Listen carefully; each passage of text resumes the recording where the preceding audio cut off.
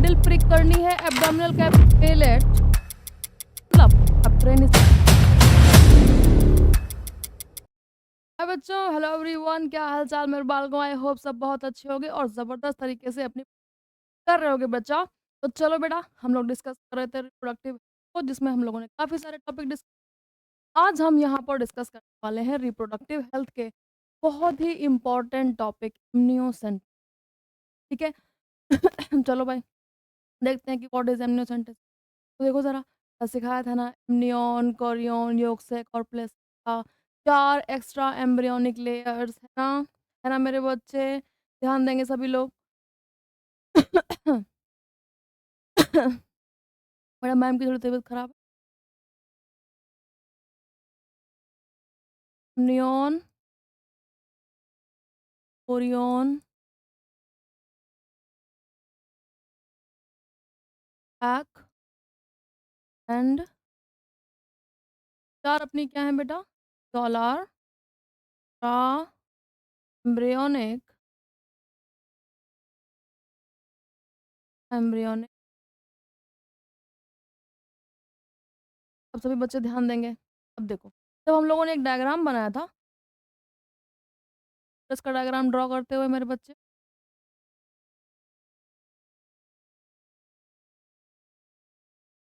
ठीक है। और ऊपर हम लोगों ने क्या देखा? हम्म।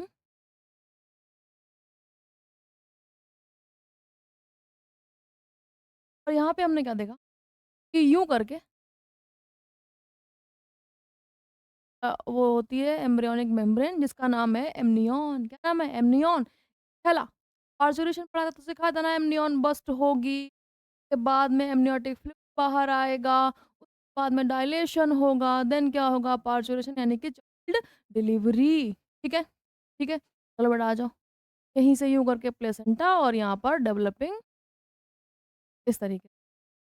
अब देखो ज़रा, देखो ज़रा, एमनियोसेंटेसिस टेक्निक है बेटा, जिसमें इस एमनियन के अंदर प्रेजेंट जो एमनियोटिक है, जो एमनियोटिक फ्लूइड है, जिसमें कि इस डेवलपिंग एम्ब्रियो की डिवाइडिंग सेल्स प्रेजेंट हो सकते, इस एमनियोटिक को कलेक्ट करा जाएगा और उन सेल्स की स्टडी की जाएगी।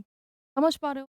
कलेक्ट किया, उन सेल्स की स्टडी की, और इसको क्या करा गया था? लाया गया था इसलिए देख सके डेवलपिंग में कोई भी क्रोमोसोमल डिसऑर्डर, कोई फिजियोलॉजिकल डिसऑर्डर तो नहीं है।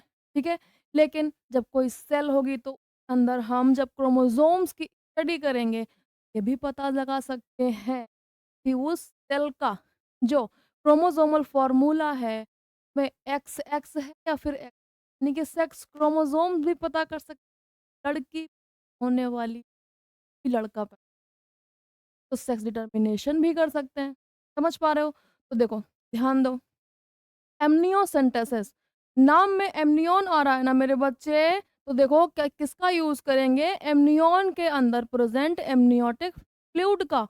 उस फ्लूइड को कलेक्ट करेंगे, जिसमें कि एम्ब्रियो की रैपिडली डिवाइडिंग सेल्स होंगी, जिनको स्टडी करके हम पता लगा सकते हैं उनके अंदर डेवलप होने वाले कोई भी क्रोमोसोमल डिसऑर्डर, कोई भी फिजियोलॉजिकल डिसऑर्डर, या फिर जब हम चाहते हैं पर्टिकुलर एम्ब्रियो का क्या? Sex determination.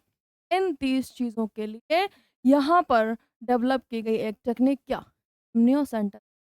क्वेश्चन ये उठता है कि आखिर कितने महीनों बाद कर सकते हैं बेटा? यहाँ पर 14 से 16वें वीक तक। समझ पा रहे हो? 14 से 16th वीक ऑफ प्रेगनेंसी, यानी कि गेस्टेशन, यानी कि आफ्टर कंसेप्शन, हम ये टेक्निक क्या कर सकते हैं? परफॉर्म कर सकते हैं। लगी बात समझ? देखो ज़रा बेटा, अब यहाँ पे क्या होगा? तो देखो, सबसे पहले जब कोई फीमेल जो कि एमनियोसेंटेसिस के लिए जाना चाहती है, ठीक है? तो देखो, सबसे पहले एक सोनोग्राफी होगी। सोनोग्राफी सभी जानते हैं ना? देखना, अल्ट्रासाउंड लाइक टेक्निक, ठीक है? देखो ज़रा, सोनोग्राफी से पता कर लिया कि एम्ब्रियो की पोज़ीशन कहाँ पर है। इधर, इधर, इधर कहाँ पर है? क्योंकि एक निडल प्रिक करनी है एब्डोमिनल कैविटी से, यहाँ से।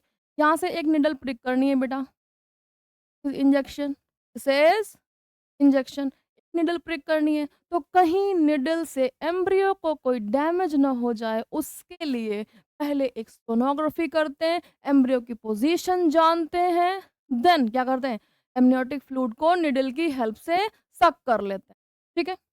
हेल्प से क्या करते हैं, सक कर लेते हैं। फिर इस फ्लूइड को क्या करा, यूज़ करा, किसके लिए? स्टडी के, ठीक है मेरे बच्चों, आई बात समझ? तो चलो भाई देखते हैं, व्हाट इज़ एमनियोसेंटेसिस? आखिर एमनियोसेंटेसिस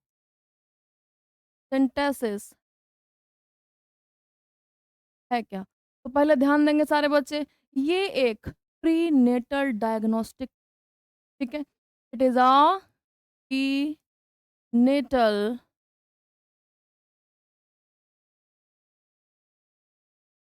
डायग्नोस्टिक टेक्निक,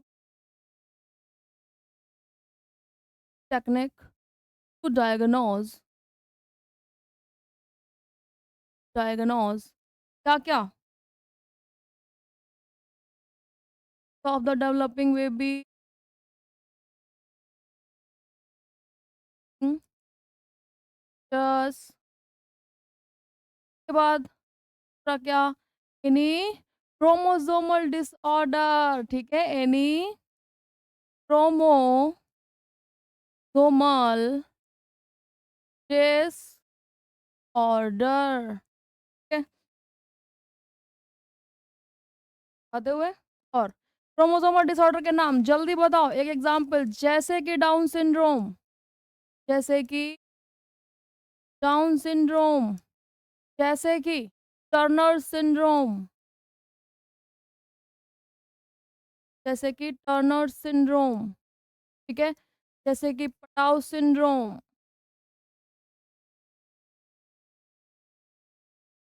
ठीक है? कोई भी सिंड्रोम होगा, कोई भी क्रोमोसोमल डिसऑर्डर होगा, क्रोमोसोम की नंबर कम या ज़्यादा या फिर कोई भी जेनेटिक डिसऑर्डर होगा, तो अपन उसको पता लगा है, ठीक है? इसकी हेल्प से दूसरा सिकल सेल एनीमिया भी पता लगा है बेटा, एनीमिया। चलो, अब देखो, तीसरा क्या होगा? कोई भी फिजियोलॉजिकल डिसऑर्डर, फिजियोलॉजी मतलब हमारे बॉडी के काम करने का तरीका, मतलब एंजाइम्स का इन्वॉल्वमेंट, और हमेशा एंजाइम्स प्रोटीन होते हैं और वो भी तो प्रेजेंट होंगे, प्रेजेंट होंगे। चलो, एनी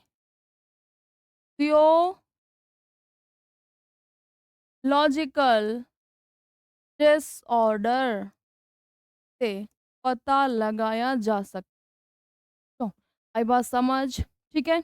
अब ध्यान दो, क्या कोई भी फिजिकल डिसऑर्डर, क्या कोई भी फिजिकल डिसऑर्डर इससे पता लगाया जा सकता है? एमनियोसेंटेसिस से? नहीं पता, ठीक है? और सबसे मशहूर यहाँ पर पूछा जाने वाला the cleft palate, palate, palate जानते हो ना, तालू बोलते हैं, ठीक है? जब उसमें बीच में क्या होती है, दरार होती है, उसे कहते हैं क्लेफ्ट पैलेट, ठीक है? चलो, नोट लगाएँगे और लिखेंगे। नो फिजिकल डिसऑर्डर जैसे कि, क्या? Cleft palate, no physical disorder can be determined via amniocentesis,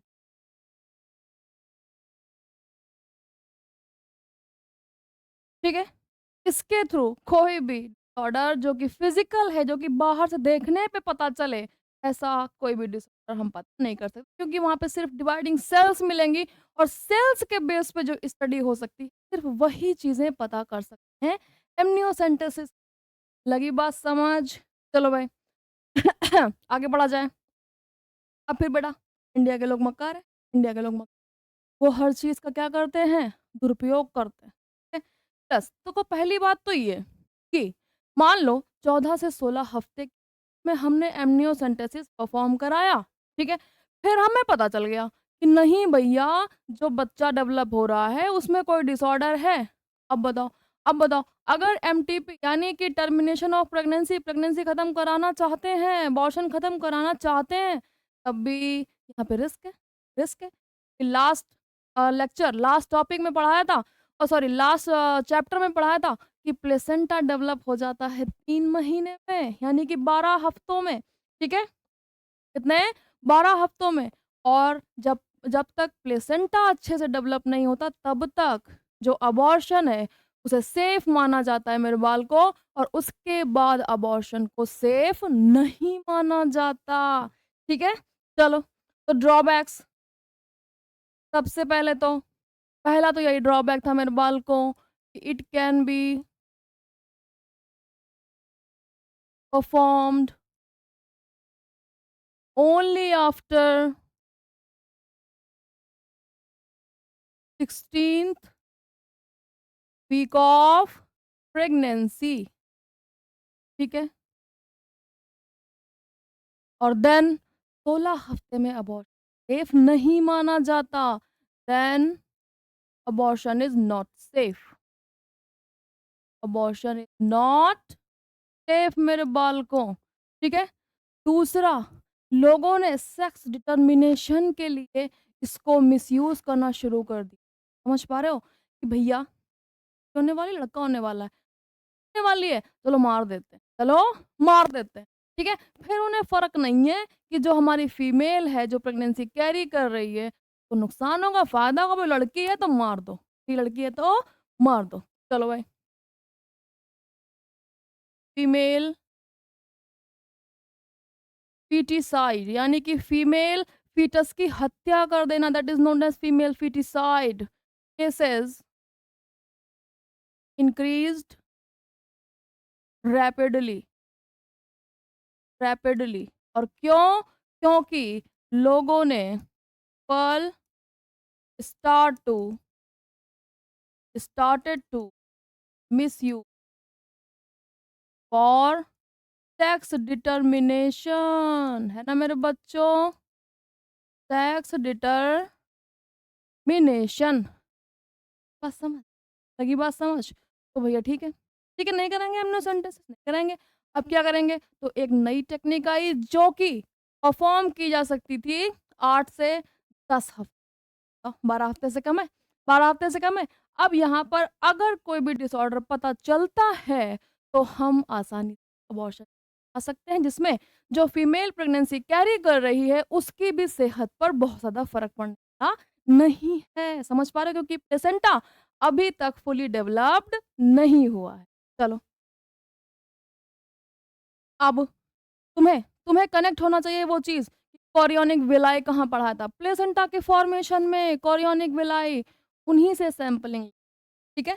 चलो, आ जाओ मेरे बच्चों, आ जाओ, आ जाओ। यहाँ पर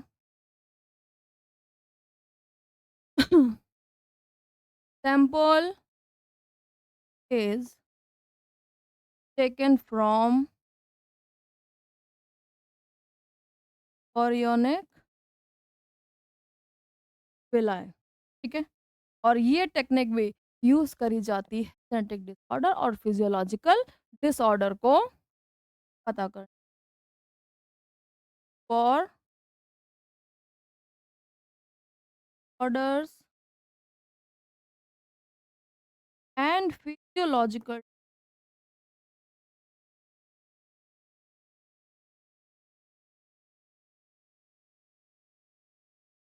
डिसऑर्डर डायग्नोस। ठीक है मेरे बालकों? चलो, इफ इफ एनी कॉम्प्लिकेशन, अगर कोई कॉम्प्लिकेशन है, देन गो फॉर ई। और एमटीपी क्या है? घबराने का नहीं मेरे बालकों, अगले टॉपिक में आएगा। ठीक है? बताओ, एमनियोसेंटेसिस और कोरियोनिक विलस सैंपलिंग में कोई समस्या है? कोई समस्या नहीं होनी चाहिए। तो आगे बढ़ते हैं। हुँ, अब देखो, मेडिकल टर्मिनेशन ऑफ प्रेगनेंसी क्या है? मेडिकल टर्मिनेशन ऑफ प्रेगनेंसी, चलो, अब देखो नई चीज़ नहीं है, कोई भी नई चीज़ नहीं, बेटा घबराने का नहीं, abortion. Medical termination of pregnancy is abortion. और अबॉर्शन कौन-सा? जो 12 हफ्ते से पहले हो और अच्छे डॉक्टरों की देखरेख। उसे एक बहुत ही सुंदर तरीके से नाम दे दिया गया, medical termination of pregnancy. Termination मतलब समाप्त कर। स्टेशन के नाम होते हैं ना, आनंद विहार टर्मिनल। टर्मिनल मतलब अब ट्रेन इससे आगे नहीं जाएगी, वहीं पे टर्मिनेट हो गई है। समझ पा रहे हो? अब जैसे कि टर्मिनेशन ऑफ प्रेगनेंसी, अब प्रेगनेंसी नहीं जाएगी, खत्म कर दिया, तो भैया खत्म कैसे करा? से, ठीक है? अब ध्यान दो, इन्होंने क्या करा, मेडिकल टर्मिनेशन ऑफ प्रेगनेंसी एक बेहद सुंदर नाम दिया और बोले ये एक टेक्निक होगी जिसके 12 हफ्ते से पहले-पहले क्या है, प्रेगनेंसी को टर्मिनेट, ठीक है? के लिए बनाया, कुछ नियम बनाए कि भैया इतने से इतना होगा तो 1 डॉक्टर की हेल्प लगेगी, इतने से इतना होगा तो 2 डॉक्टर की हेल्प लगेगी। इस तरीके से एक एक्ट से कह दिया medical termination of pregnancy act या फिर अमेंडमेंट। चलो भाई, ठीक है। फिर एक समय दिया, समय वही है प्लेसेंटा के डेवलपमेंट का, 3 महीने, बोले 3 महीने से पहले होगा तो सेफ है, बाद में अनसेफ है। लेकिन अनसेफ होगी फिर भी अगर बहुत दिक्कत वाली प्रेगनेंसी है, तो फिर इन कंडीशंस में क्या करेंगे, सॉरी, टर्मिनेशन कर सकते हैं, ठीक है? लगी बात समझ? तो आओ बेटा देखते हैं, आओ देखते हैं। हाँ, चलो। What is MTP? ये है वॉलंटरी वॉलंटरी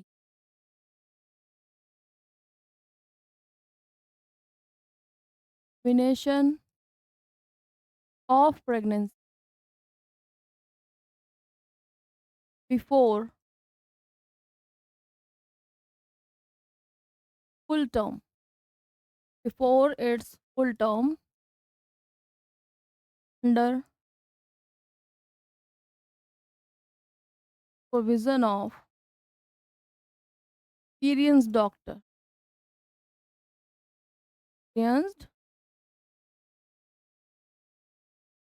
डॉक्टर, ठीक है? चलो, में क्या होता है? जो मिफ्प्रिस्टोन है, मिफ्टॉन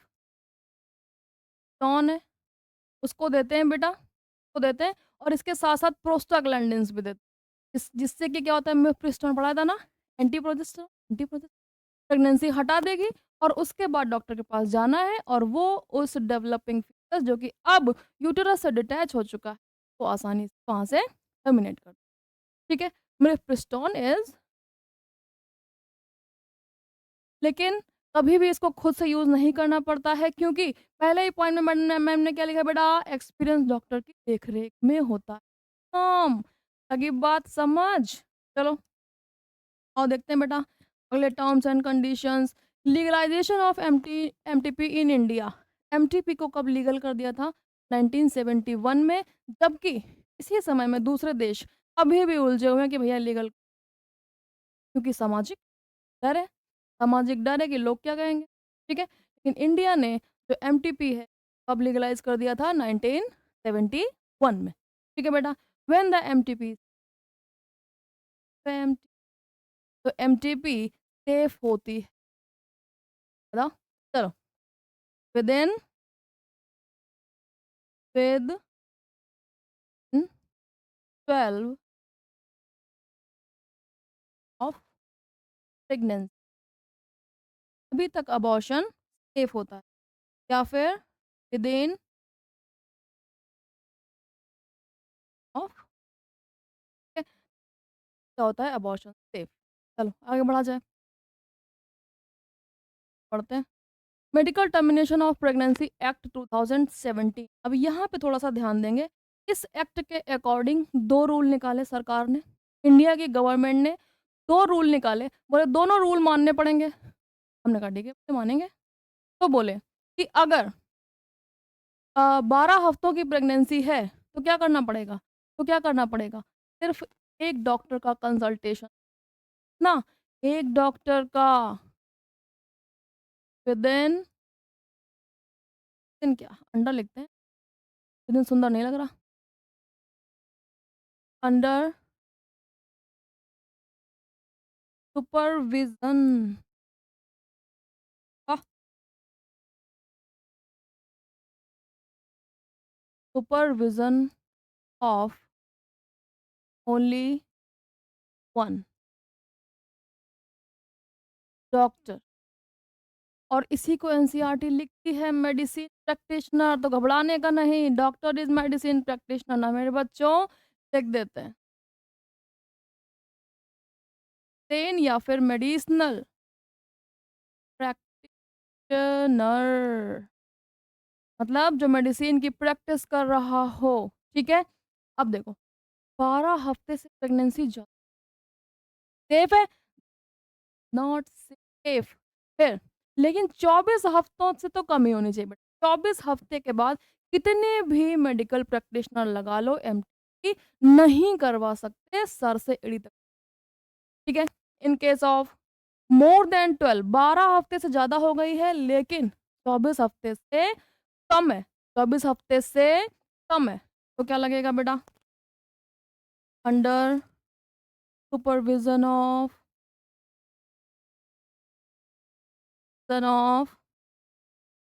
2 डॉक्टर्स, 2 डॉक्टर एंड और इन